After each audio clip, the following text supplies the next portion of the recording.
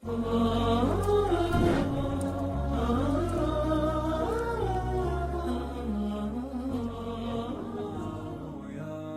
warahmatullahi wabarakatuh. Waalaikumsalam. Oke, Bapak Ibu, insyaallah ini sekarang masa awal kawasan Masjidil Aqsa Mubarak. Biar semuanya tahu, Masjidil Aqsa itu bukan kubah yang emas, bukan masjid Qibli saja, bukan halaman Masjidil Aqsa yang di dalamnya. Dimanapun di dalam dinding ini, sekitar semua ini, baru masuk dari sana pintu pertama itu, tetap kawasan Masjidil Aqsa. Jadi kalau salah di sini, pahalanya sama, oke, dengan masjid, oke. Semua sekitarnya ini, dinding ini yang besar, oke. Old city ya, kota yang lama, kota tua, oke, kota tua. Jadi sekitarnya ini semua di dalam ini namanya Masjidil Aqsa. Berapa ukurannya? 144 hektar. Oke, 144 hektar kawasan Masjidil Aqsa Mubarak. Bukan masjid saja. Oke. Ini akan putar semuanya ya. Siap? Oke. Insyaallah. Biar tahu juga. 144 Oke, hektar biar loh. tahu juga tentang ada untuk Masjidil Aqsa 15 pintu. Yang buka sekarang 10 pintu. 5 yang lain ditutup oleh orang Israel. Kenapa? Karena mereka percaya suatu hari orang Muslim akan masuk dari pintu-pintu itu. Karena pintu itu seperti pintu namanya Ar-Rahmah. Orang Israel percaya bahwa pintu Ar-Rahmah itu tempat untuk membebas Masjidil Aqsa Mubarak. Mereka tutupin, mereka takut orang Muslim suatu hari akan masuk dari sana. Tapi yang sekarang buka 10 pintu di sini. Di sini tadi masuk dari pintu namanya As-Sahira atau Az-Zahira. Ini Babul Asbat, Babul Rahmah. Ini yang tutup, ini yang tutup. Oke. Ini bab artinya pintu, oke? Bab al-Maghariba. Oke? Di sini Bab Nabi Dawud, Bab al-Khalil. Al-Khalil apa artinya? Ada yang tahu? Apa itu Al-Khalil? Apa? Kasih Allah. Ya, Al-Khalil nama yang kedua untuk Nabi Ibrahim alaihissalam. Oke? Pintu Al-Khalil. Saya dari kota Al-Khalil. Jadi Hebron itu Al-Khalil. Kalau pergi besok ke Hebron, jangan bilang di depan orang Palestina Hebron. Mereka tidak suka. Mereka tahu kosakata ini bahasa Inggris atau bahasa Ibrani. Mereka suka bilang Al-Khalil. Oke? Ya. Jadi Khalilullah, siapa Khalilullah? Nabi Ibrahim alaihissalam. Begitulah. Ini ceritanya sedikit. Tadi masuk dari sini pintu As-Sahira. Oke? Sampai insya-Allah nanti di kawasan halaman masjid di dalam Masjidil Aqsa Mubarak. Oke? Tetap aja masuk aja insya-Allah. Ikut saya. Bismillahirrahmanirrahim. Waalaikumsalam.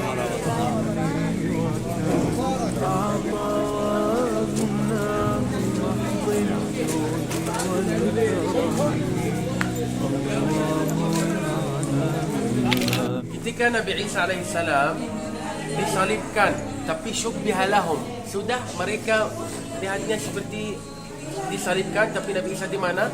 Sudah ke langit. Oke? Itu ceritanya. Nabi Isa alaihissalam, untuk cerita orang Kristen itu, ambil salib itu dan jalan kaki di jalan ini. Jadi makanya semua orang Kristen lewat jalan ini. Oke? Ke pintu yang lain. Oke? Ke ada gereja di depan di sana. Oke? Jadi mereka lewat di sini dari jalan ini biar itu berkah untuk mereka. Tapi dalam kepercayaan orang Muslim bahwa Nabi Isa alaihissalam ketika berada di jalan ini sudah kemana? Ke langit. Itulah. Oke? Kemudian begini, di sini tempat pintu as-sama, pintu langit. Kenapa? Karena Nabi Muhammad SAW Isra Mi'raj, karena Nabi Isa alaihissalam dari sini ke langit. Oke? Jadi di sini pintu as-sama. Kalau ada tempat untuk pintu yang lain untuk langit, mungkin tidak. Sayyidina Muhammad SAW tidak datang dari Makkah sampai ke sini. Oke? Itu ceritanya sedikit aja ke depan insyaallah dalam masjid saya cerita lagi.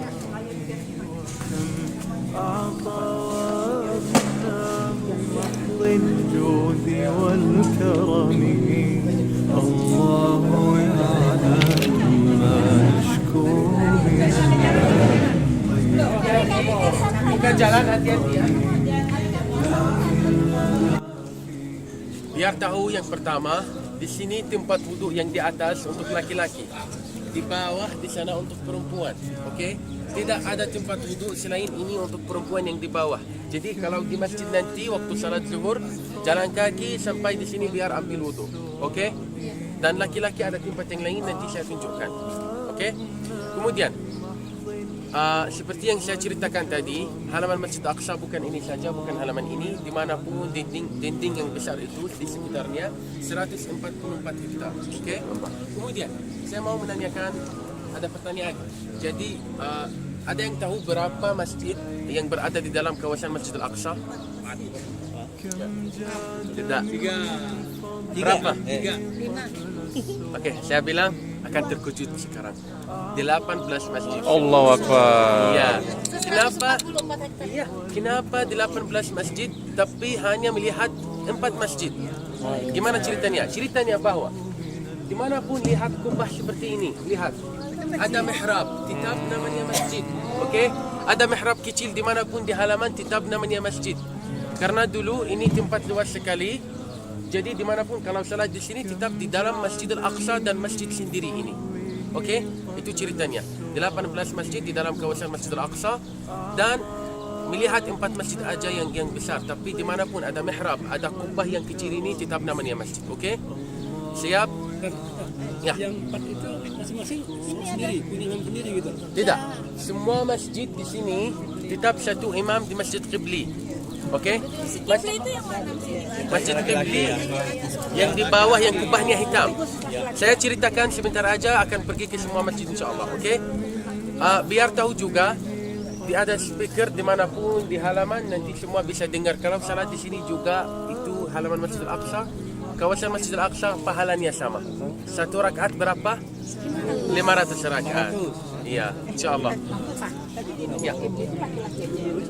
Yang kedua bukan hari Jumat saja laki-laki, tapi biasanya setengahnya untuk perempuan, setengahnya untuk laki-laki. Okey?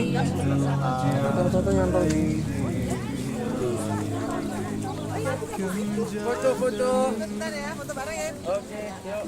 Dalam Al-Quran Al-Karim ada dalam surah Maryam, "Huzzi ilayki bijid'in nakhla tusaqatu alayki rutaban janiyya."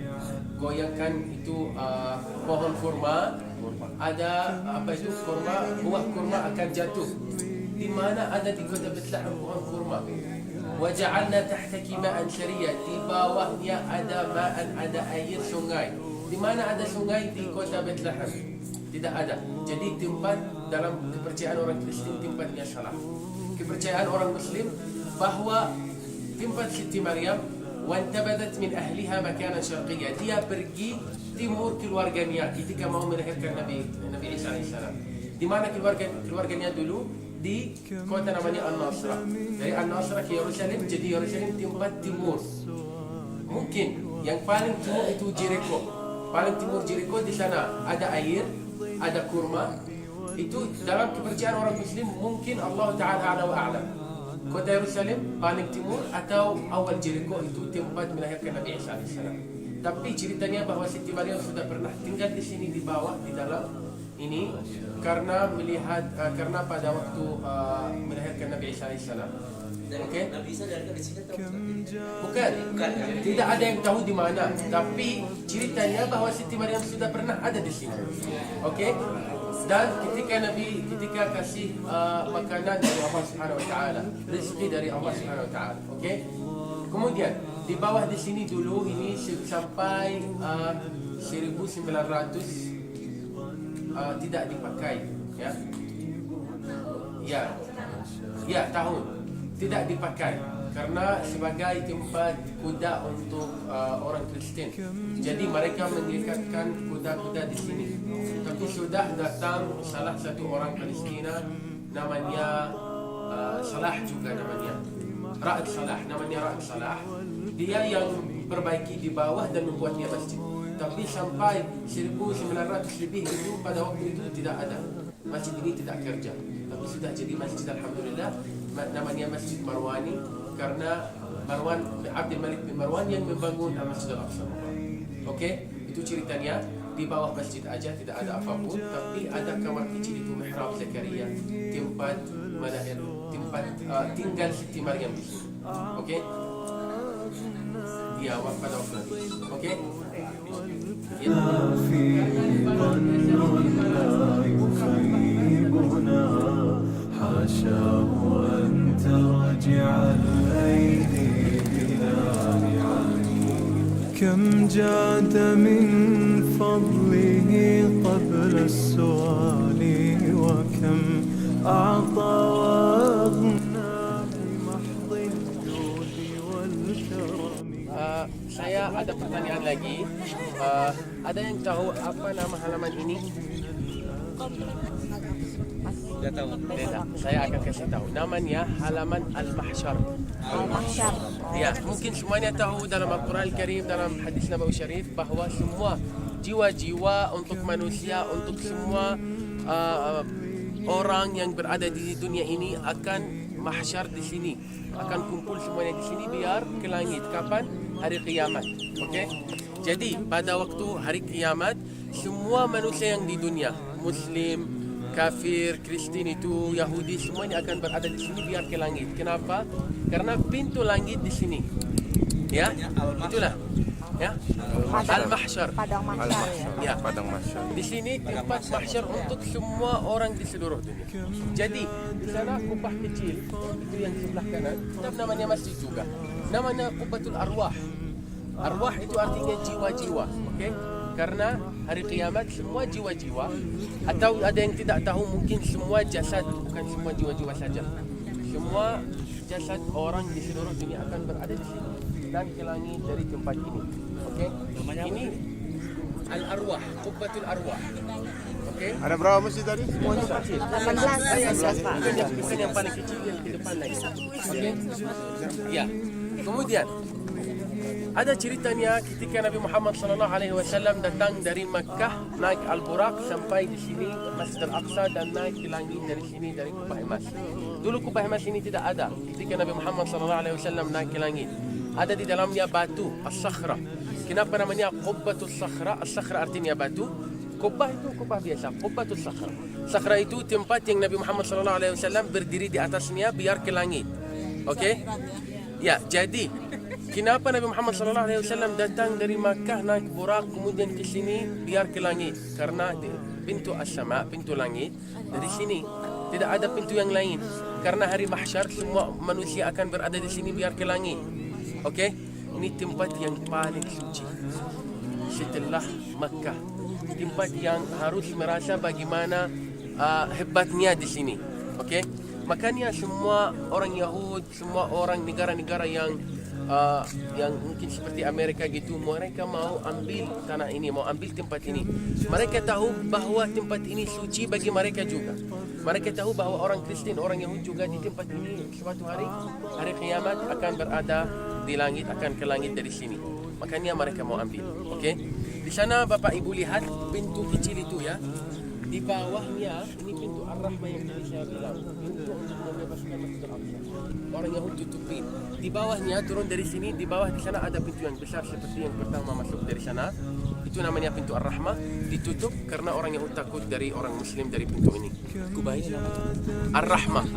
Pintu Ar-Rahmah. Okey? Siapa yang buat?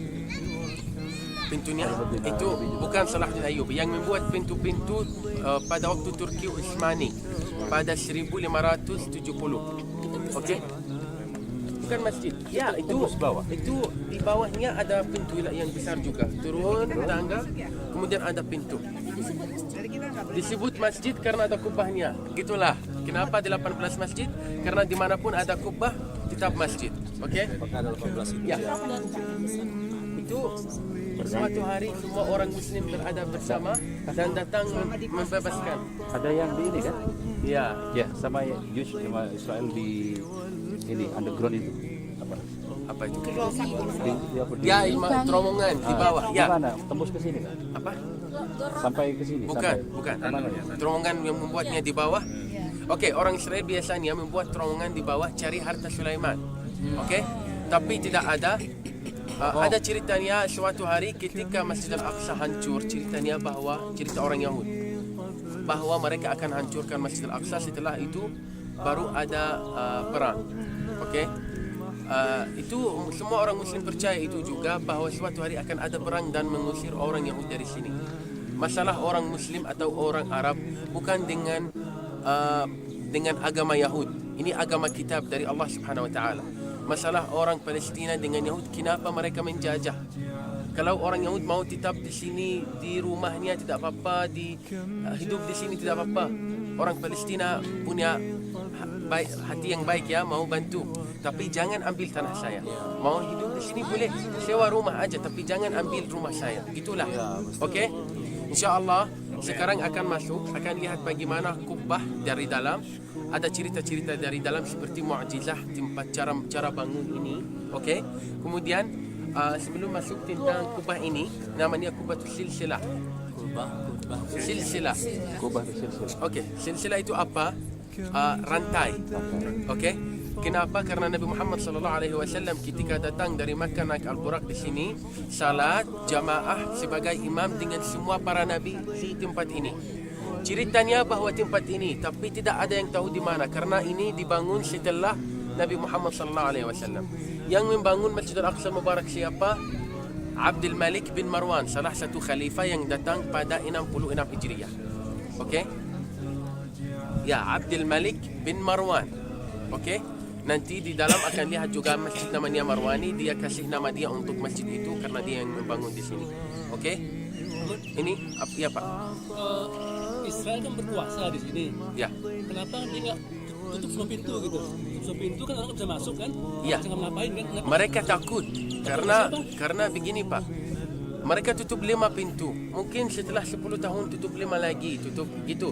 Tapi kalau tutupnya satu semuanya bersama, pasti semua orang Muslim di dunia akan marah. Ya paling marah, demo-demo, mengutuk, kan soal PBB, kan nggak ada apa-apa kan, begitu doang kan?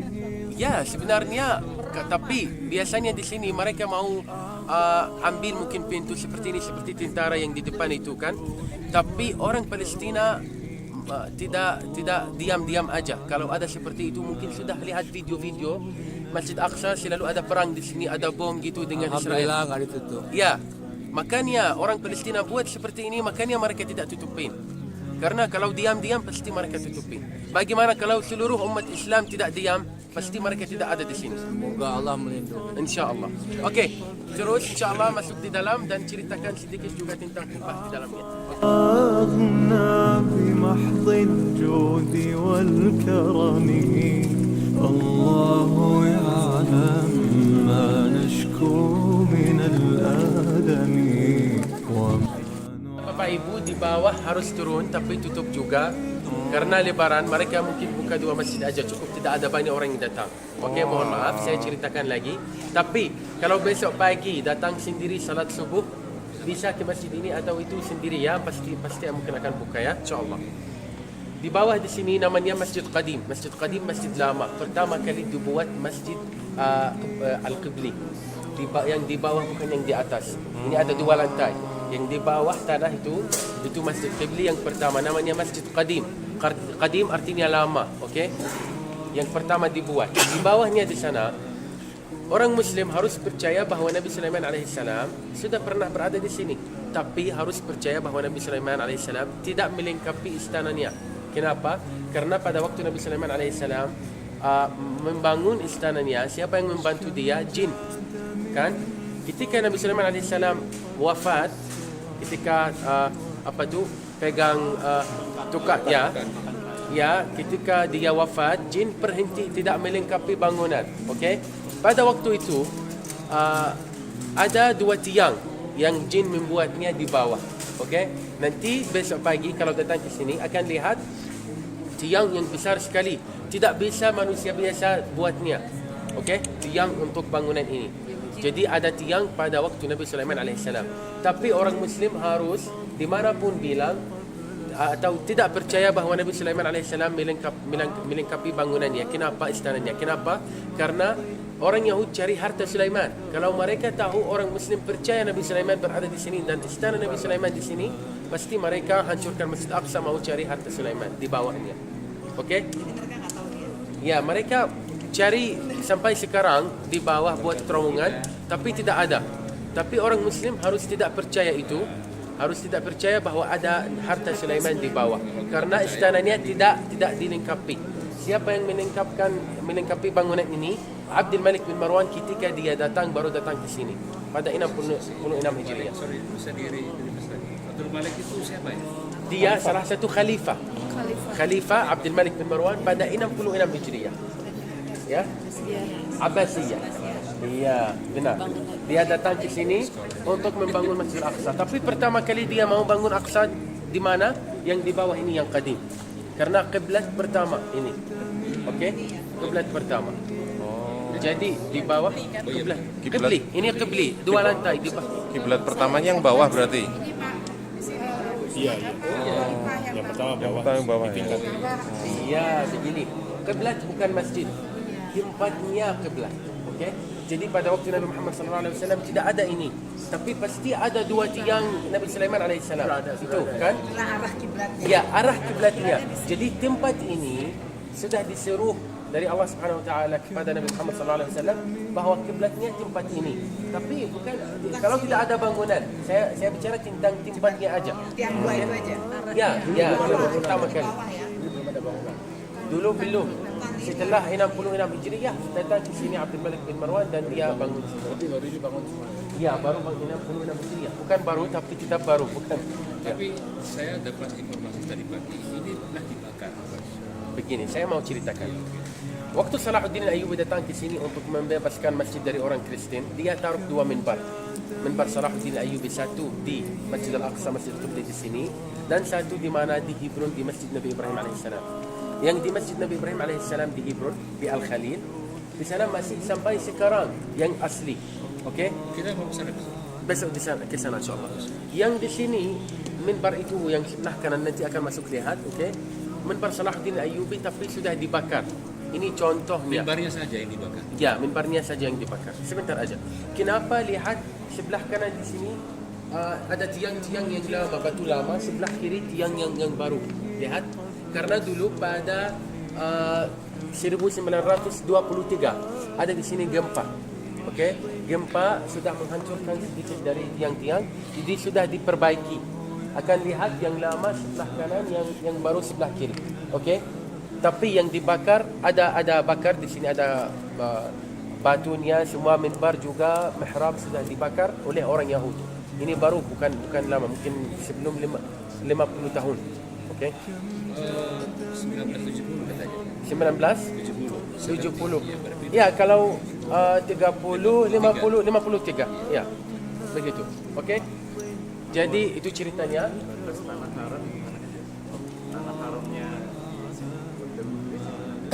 Baitul Maqdis. Batasnya dimanapun ada dinding besar yang di sekitar kawasan ini, dengan juga pasar-pasar yang di sekitar, semua tetap namanya Baitul Maqdis. Bukan masjid saja. Itu Masjid Qubatus Sakhra. Ini Masjid Al-Qibli. Di bawah Masjid Al-Qibli juga tapi yang qadim. Itu Masjid Marwani. Semua ini dengan halaman, dengan luar juga dinding yang di sekitarnya tetap Baitul Maqdis Al-Masjid Al-Aqsa. Okey, yang 144 hektar. Okey. Itu ceritanya.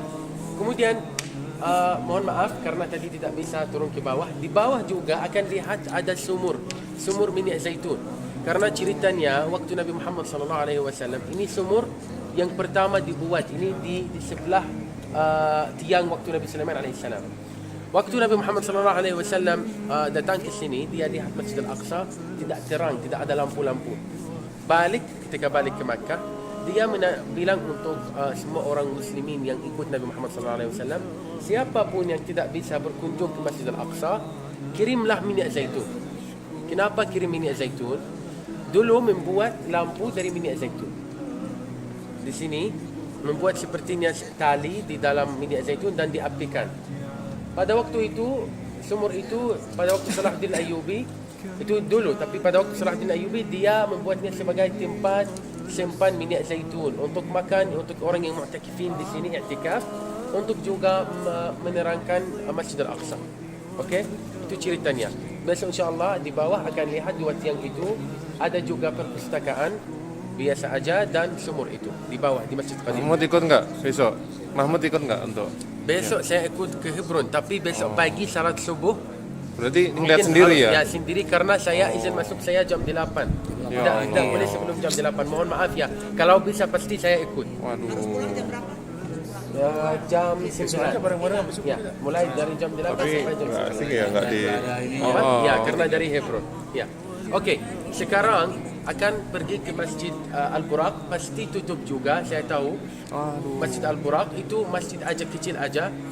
Ceritanya bahwa Al-Buraq sudah diikat di sana waktu Nabi Muhammad SAW datang. Oke, akan lihat dari jauh. Sekarang saya Masih di tunjukkan. kawasan Aqsa. Ya, kawasan Aqsa sebentar aja. Di sini tidak masuk, kenapa? Sekarang ketika balik, tapi sekarang menurut saya harus kita buat ratapan. Ketika balik salat zuhur di sini saya ceritakan. Oke? Jadi sekarang kita buat ratapan. Ayo, bismillah. حاشاه أن ترجع الأيدي بلا لعامي كم جاد من فضله قبل السؤال Ya, bahwa Israel lebih bagus daripada orang Palestina. Tapi itu salah. Pasti orang Palestina tidak mampu membuat apapun. Tidak mau dukungan selalu uang, selalu bantu dengan makanan. Mau dukungan semua Indonesia, semua negara-negara Muslim bersatu dan datang ke sini. Ya. Biar perjuangan seperti itu.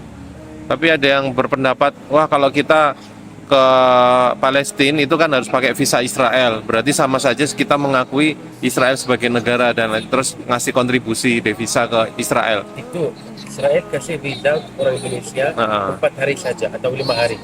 Itu visa agama atau visa kunjung ke tempat agama. Oh gitu. Ya, tapi dilarang tinggal di sini. Tetap dilarang ya? Ya, karena tidak ada kerjasama Israel dengan Indonesia. Ya, tapi insya Allah suatu hari Palestina merdeka. Dan yang penting masalah selalu saya sampaikan ini, bahwa masalah orang Muslim dengan agama Yahudi bukan masalah agama. Ini masalah masalah ini. Masalah orang Yahudi dengan Palestina, masalah karena mereka menjajah. Jadi orang Palestina atau orang Muslim tidak mau ganggu agama Yahudi, tidak mau buat apapun. Mau menanyakan kenapa ambil tanah saya, kenapa ambil rumah kami gitu. Tapi masalah orang Palestina atau orang Muslim percaya dengan Taurat atau orang Yahudi itu agama dari Allah. Jadi dalam Al-Quran Al-Karim, lakum dinukum waliyad din. Kalian punya agama, saya punya agama, tidak ganggu apapun. Masalah orang Muslim bukan dengan agama, masalah orang Muslim dengan orang Yahudi yang menjajah. Yang menjajah. Gitu. Zionis ya? Ya, Zionis. Tapi dulu ya sebelum ada Israel datang dan Zionis itu kan aman kan, Yahudi, Nasrani semua. Ya, sebelumnya itu ada beberapa penjajah juga di sini. Orang England, setelahnya itu Yordania, setelahnya datang Yordania sebagai punya hukum di sini. Ya, sebelum England juga ada Turki Utsmani. Turki Utsmani. Ya, jadi Palestina tetap dijajah sampai sekarang akhirnya orang Yahudi. Tapi kalau pas masa Turki Utsmani itu kan memang satu kesatuan khilafah Turki Utsmani kan? Ya, Iya. pada waktu itu satu khilafah, tapi sudah keluar balik ke negaranya itu Turki. Ya, ketika balik England datang ke sini, orang Inggris ya, datang ke sini sampai akhirnya kasih untuk orang Yahudi. Ya, tapi semasa kehidupan pas waktu dipegang Turki Utsmani di Palestina gimana? Makmur atau gimana? Pada waktu itu saya dengar seperti dari orang tua gitu, bahwa mereka orang baik karena pada waktu itu orang Muslim gitu. Iya. Dan tidak terlalu jahat seperti orang Israel sekarang. Ya pastinya karena Ya. sesama Muslim kan ya. Ya. Alhamdulillah. Kapanpun insyaAllah suatu hari semua orang muslimin insyaAllah akan jadi satu dan satu tangan biar perjuangan dan mengusir orang Israel dari tempat ini. Orang Palestina tidak mau mengusir orang Yahud. Orang Palestina mau ambil tanahnya saja. Orang Yahud tetap aja, damai aja. Tapi kasih saya tanah saya dan kasih saya apa yang kamu ambil. Itu sepertinya pesan untuk orang Israel. Kalau dari orang-orang Palestina sendiri Kira-kira apa menurut orang Palestina yang akan menjadi solusi untuk supaya umat Muslim negara-negara bersatu dan akhirnya bisa membebaskan Palestina? Yang selama yang ini yang dipercaya yang paling kuat ideologinya. Oke. Di sini kalau orang Palestina menjaga rumahnya sendiri, tidak minta dari apapun datang ke sini. Tapi kalau orang Muslimin jadi satu tangan begitu, mungkin orang Palestina akan paham atau akan percaya bahwa kalau ada apapun ada yang mendukung. Iya, iya. Ya, tapi saya tidak pergi ke setiap negara minta dari mereka ayo Iya, satu, iya, ayo iya. bersatu. Itu suatu hari insya Allah itu dari Allah saja insya Allah. Apa yang dipercaya dari umat dari orang Palestina supaya bisa bersatu itu berarti gimana? Solusinya? Bersatu itu jangan buat kerjasama dengan apapun dari negara Israel, negara Amerika itu negara-negara yang tidak suka Palestina. Iya, tapi Jadi kalau buat mereka komunikasi dengan negara-negara itu, pasti mereka tidak bisa jadi satu.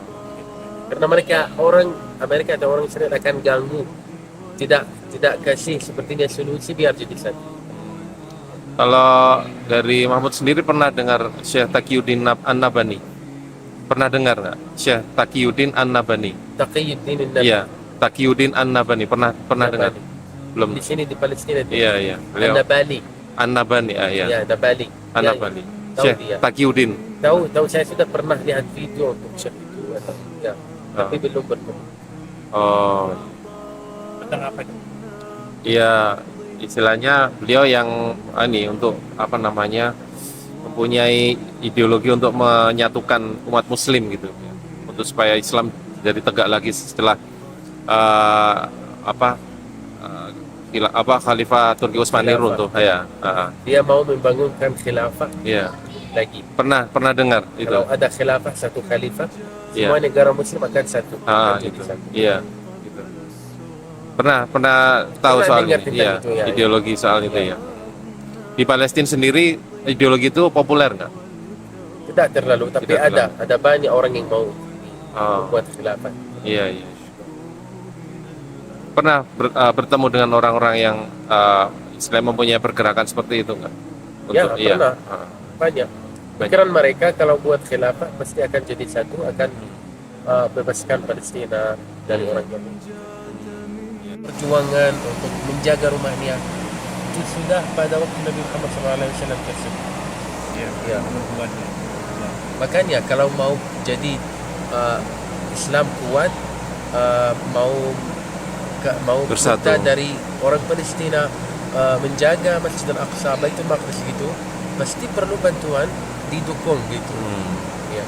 Berarti dengan makin banyaknya orang-orang untuk berziarah ke Masjidil Aqsa itu sebenarnya bagus ya untuk orang Palestina. Bagus untuk orang Palestina, tapi menurut saya sebagai orang Palestina di sini Masjid Al-Aqsa ada usayah dari Yordania. Ya, jadi apapun yang perlu Masjid Al-Aqsa dikirim, gaji orang yang kerja di sini dari Yordania. Oh. Jadi kalau mau bantu atau datang untuk dukung Palestina, tidak usah kasih atau taruh uang di masjid, karena masjid ada wakaf, ada yang bantu, ada yang kerja, ada yang kasih. Oke, ada yang perbaiki apapun. Yang perlu bantuan mungkin orang, keluarga gitu. Oh. Ya, itu saya mau sampaikan biar semua tahu ini, bahwa orang Palestina ada beberapa sesuatu yang harus tahu. Masjid ada yang bantu orang-orang, keluarga tidak usah juga kasih uang. Semua orang Palestina suka kerja, okay? Punya kerja sendiri. Kalau ibu-ibu di rumah mereka buat jahit. Oh, iya. Ya, sulaman. Iya. Ya, jadi dari sulaman itu mungkin beli dari mereka akan bantu mereka. Iya. Itulah. Jadi nggak perlu terus sedekah jor-joran gitu ya. Tidak perlu. Karena itu jadi kayak mental mengemis gitu ya. Tapi Ya. mending melarisi dagangan-dagangan mereka gitu ya. Ini. Dan itu dilarang juga untuk kasih sumbangan langsung di sini. Iya, itu dilarang ya memang ya, ngasih uang langsung. Ada biasanya tidak suka, tapi kalau kasih biasanya yang minta-minta, sepertinya di seluruh negara ada yang minta-minta seperti Iya. itu. Biasanya yang minta dikasih, tapi ada orang-orang muta'affif itu artinya yang akan melihatnya pikir orang ini raja atau begitu, tapi dia tidak punya $1 mungkin seperti itu. Dia tidak bisa tahu apakah ini perlu atau tidak. Dia harus cari. Okey. Sebenarnya kalau mau cari atau seperti itu, melalui satu orang yang tahu ini aman, mau sampaikan mungkin uang ini untuk orang, makanan gitu. Bisa melalui asosiasi apapun, melalui orang yang itu pasti apa itu percaya orang itu ya. Kalau Sorry. Kenal sama orang-orang Indonesia di sini yang tinggal di sini. Tinggal di sini. Di sini tidak ada orang Indonesia yang tinggal. Maksudnya yang tinggal paling di Gaza ya, itu Gaza. ada Di ya. Gaza itu jauh dan saya tidak bisa ke Gaza. Orang Palestina tidak bisa ke Gaza. Oh, Hanya orang Gaza yang di sana tinggal di sana. Dan sebenarnya yang di sana Bang Unim, Bang Onim ya. saya sudah pernah bicara dengan Bang Unim melalui WA aja ya. Oh pernah. Ya pernah. Itu asosiasi atau ACT Iya. ya Bang Onim. ya selalu datang ke sini membantu. Oh, Bang Onim ke Ya bisa datang ke bisa sini. juga. Nggak bisa ke Al-Aqsa, Bang Onim? Ya bisa. Nggak bisa? Ya saya pikir bisa. Orang wisata orang Indonesia Oh. pasti bisa. Tapi dia kan banyaknya Dia tinggal di Gaza. Iya. Yang Berkeluarga sekarang- di sana kan? Ya, karena di tepi barat di sini atau West Bank West Bank. dilarang orang Indonesia di sini hanya 4 hari 5 hari aja. Oh Nggak boleh gitu. tinggal, memang Tidak boleh tinggal. Tapi kok di Gaza bisa ya? Karena masuk dari Mesir, Oh, maksudnya masih melalui dari Mesir kalau ya. Jordan nggak bisa. Jordan karena ada perbatasan Israel di sini. Di sana melalui Mesir ada perbatasan Palestina Mesir. Ya. Jadi orang Palestina kasih izin untuk orang Indonesia masuk dari Mesir dan boleh masuk dan tinggal. Berarti yang negara Israel ini nggak bisa kontrol Ya, 100% tidak bisa ke Gaza. di Gaza.